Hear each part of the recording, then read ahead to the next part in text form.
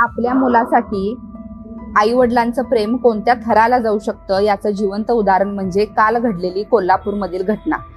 त्याचं झालं असं की करुणा नावाच्या मुलीचं संदीप नावाच्या मुलाशी विवाह झाला होता। त्यांना एक मुलगा देखील आहे, पण संदीपला अतिशय दारूचं व्यसन, त्या दारूच्या व्यसनामुळे तो करुणाला रोज मारहाण करायचा, मानसिक त्रास द्यायचा, त्या मुलालाही मारहाण करायचा।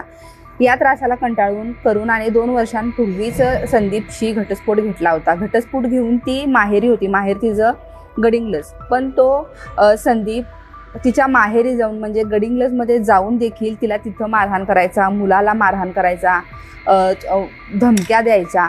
ह्या सगळ्या सतत ज्या काही घटना होत होत्या, ह्या सततच्या धमक्यांमुळे, मारहाणीमुळे करुणा अक्षरशः वैतागली आणि तिनं आपल्या आईबाबांना सांगितलं की ह्याचा काहीतरी बंदोबस्त करा, नाहीतर मी माझ्या मुलाला घेऊन जीव देईन, मी आमच्या दोघांचं बरं वाईट करून घेईन।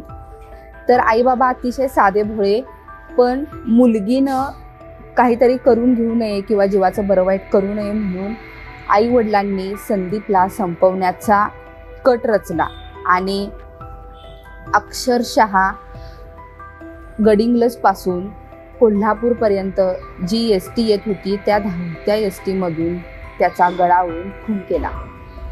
मला सांगायचा उद्देश हा आहे, बाप नावाचा जो माणूस असतोय तो किती रुपये मिळवतो, त्याला बाहेर किती मान सन्मान आहे, तो कोणत्या पदावर काम करतो, ह्याच्याशी मुलांना काही लेणं देणं नसतं। तर लेणं देणं ह्या गोष्टीचं असतं की बाप आई बाबा आपल्या मुलावर किती प्रेम करतात, ते कोणत्या पद्धतीनं आपल्यावर प्रेम करतात, ते आपल्याला कितपत वेळ देतात, इतकीच गोष्ट मुलांसाठी खूप महत्त्वाची असते आणि ती असणं खूप गरजेचं आहे।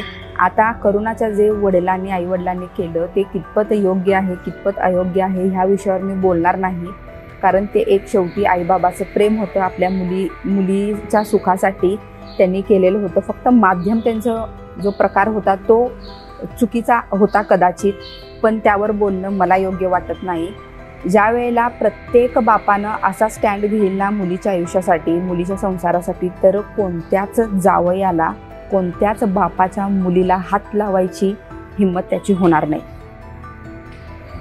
फक्त मला असं वाटतं की कायदा, कलम, न्याय जे काही आहे ते आहेतच, त्यानुसार आता सगळं जाईल, पुढची जी काय प्रोसेस होणार आहे। पण आईबाबाच्या प्रेमासाठी कायद्यानं सुद्धा कुठंतरी सॉफ्ट कॉर्नर दाखवावा असं मला मनापासून वाटतं।